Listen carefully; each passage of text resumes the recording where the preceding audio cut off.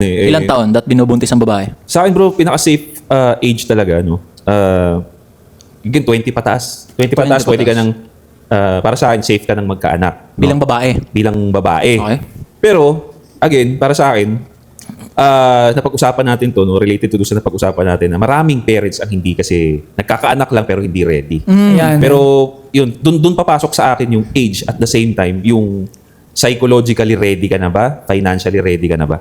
Ganun ang para sa akin. Ano yung psychologically ready, Josh? Yung psychologically ready, para sa akin, ine-expect mo na yung outcome. Pag nagkaanak ba ako, ready ako sa postpartum. May idea ka na sa mga ganun. Kasi ang babae pare, pagkatapos mga anak, meron silang tinatawag na postpartum. Okay. Na kung saan yung emotional, yung babae pag ganun pare, taas baba. Sobrang unpredictable ng emotions nila. Kaya mo ba yun?